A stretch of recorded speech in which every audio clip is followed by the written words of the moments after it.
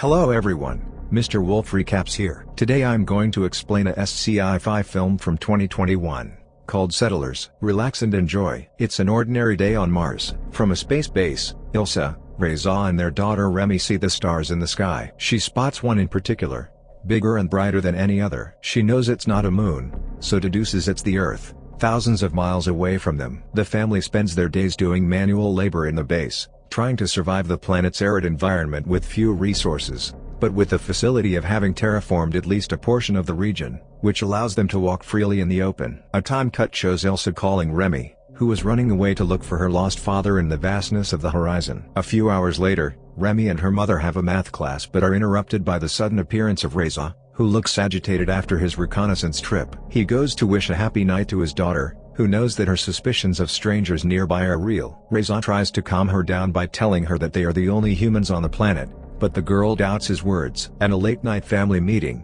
Remy asks her father if he has ever seen animals, along with the reasons why they went all the way to Mars. Reza just says that he haven't seen any animals, that Earth isn't like it used to be and that someday, the red planet will be just as good as their former home. The following day, Remy senses something in the distance, so she jumps up and goes to the living room to find "Leave" written in red paint on the windows. Her parents find out and panic, with Reza even pulling out a gun in case he needs to defend themselves. Somehow, they spot at least 3 individuals somewhere pretending to be 6, but are unable to see them. They spend the rest of the afternoon cautiously anxious to know if their barnyard pigs are okay. Remy decides to inspect, finding an unprotected piglet. A couple of strangers appear at full speed wanting to take the girl, but Reza manages to intercept them, shooting them head-on to save his kid. Just as another of the enemies was about to take Remy, Ilsa arrives at her rescue, attacking the stranger until she is unable to stand up. Everyone runs for cover as the bandits start shooting from afar. The girls manage to get inside, and with Ilsa's help,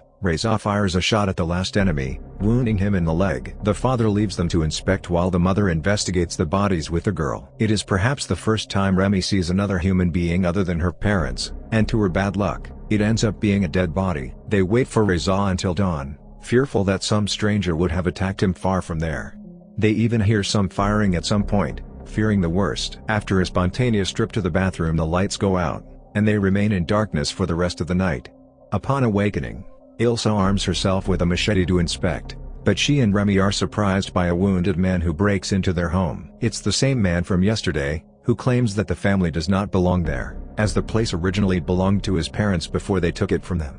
After many years and several difficulties, the man is able to regain his home and allows Ilsa and her daughter to stay under the condition of not making any trouble. On the contrary, he will deal with Ilsa, leaving her daughter alone with him. However, they reject the proposal, fleeing and taking refuge near the central base. Ilsa takes the opportunity to enter once the man goes off guard, taking the first thing she can in the kitchen to ambush him. Upon entering, the man realizes Ilsa's plan, so he subdues her, receiving a new wound in the leg. He asks her to give him 30 days off from assassination attempts, as he has big plans for the station. He actually wants to reactivate and bring out the true potential of the place for a better living, not only for him, but for the girls. The only condition Ilsa asks of him is a proper burial for Reza, clarifying his death. He gives them so, burying Reza in a nearby mountain next to the man's former comrades. It is then that they begin to live with the mysterious man, who is still suspicious of Ilsa and her daughter. Even so, Remy keeps an eye on the man, who possesses a vast array of weaponry, and when she has the opportunity to go through his things in secret,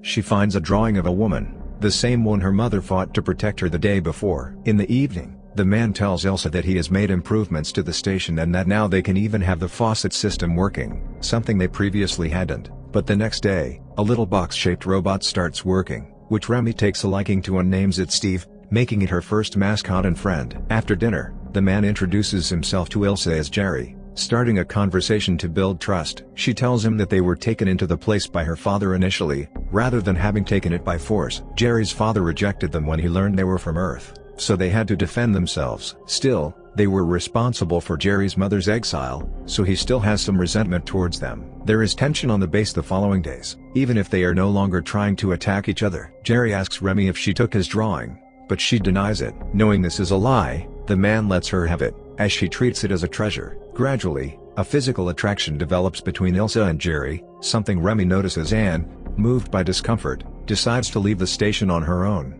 not even letting Steve follow her. Her plans are cut short when she reaches some kind of force field that serves as a barrier that marks the limit of the habitable perimeter, something that makes Remy obfuscate, and she ends up giving up her plans. However, she comes across a giant door that leads to a dark corridor. Not knowing what she might find there, Remy enters, and already a few meters in, the door closes behind her. She moves forward with the help of a flashlight ball, but when a light at the end of the tunnel appears in the distance, Remy faints over the pressure and the lack of oxygen. She is rescued by Jerry and wakes up in her bed next to her mother back at home base. Jerry and Remy converse, and he tells her that there is nothing but rocks and dust beyond the barrier. He says he came from the war and that little by little, the artificial atmosphere they created is leaking out into space and that the sooner she accepts it, the better it will be for her. Remy marks the days with dust in a mirror. Passing a month since she lost her father, her mother tries to comfort her. The next day, Jerry finds a guitar, and asks Ilsa to play a song. Out of sadness, Remy goes to the greenhouse when she hears her mother sing. In there, she confesses to her mother that she hates her for faking everything is okay. Jerry ditches his gun, giving Ilsa the chance to go against him. However, she later discovers that there are no bullets in the gun, so it is useless, so she decides to go and grab something else sharp to protect her daughter. But when Jerry gets out badly wounded, Remy fears the worst, running away. Jerry intercepts her and asks her to stay with him, but to wait until it is safe for her to enter the base, so she won't find her mom's body. Ilsa is buried on the same mountain as Reza and the other humans, leaving only her daughter at the mercy of Jerry, who promises not to hurt her. Years pass, and now the two live together in relative harmony, improving the central base and the surrounding area to the point of having more pigs, chickens, and vegetables and bringing vegetation to various parts of the territory. A young adult Remy meets Jerry at an artificial pond, and he urges her to give it a try, leaving her alone. She does so at night, diving in for the first time, and after sharing some alcohol with Jerry, they return to the house so that Jerry can surprise her with a gift. It was a drawing of her mother, which Jerry made waiting for Remy to grow up a little more to not lose details. The girl ends up crying, being consoled by Jerry. He takes advantage of the situation and kisses her. Now the atmosphere between the two becomes tenser. Jerry wants to get closer to initiate a possible repopulation that he believes it's absolutely necessary,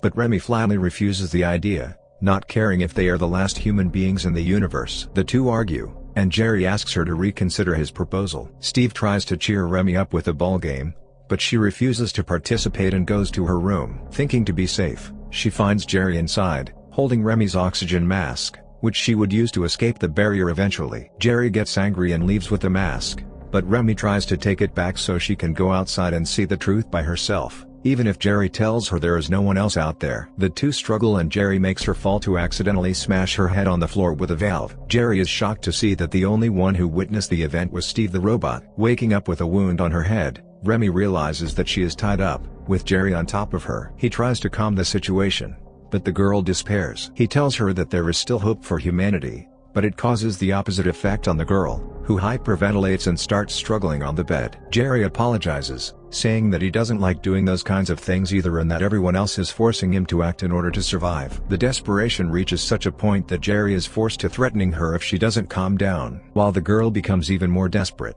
at least she remains quiet from now on, fearful of what might happen. Just as Jerry is about to proceed, he is shot by Steve, who comes to the girl's rescue. Jerry is seriously wounded in the neck, and instead of staying with Remy, he prefers to approach the robot and shoot it to destruction. Remy manages to free himself and flees while Jerry struggles in the kitchen. He sees through the reflection of the window the girl aiming at him. He tries to save himself by telling her that she needs him as much as he needs her, but Remy disagrees. Jerry was about to take his gun to defend himself but preferred to cease because of the genuine fondness he had for the girl. Remy manages a direct headshot, leaving her alone not only on the base but also in the entire territory. All she can do is sit and cry all night long. She buries Jerry's body in the mountain, making her the last survivor in the base, and the only living thing aside the plants and the few animals. She takes a shower and surveys the area, knowing that no one else will appear. She manages to reactivate her robot friend, but it's not enough to bring Steve back to her side. Remy spends her days alone, watching the animals and subsisting by her own. Still, she becomes sedentary,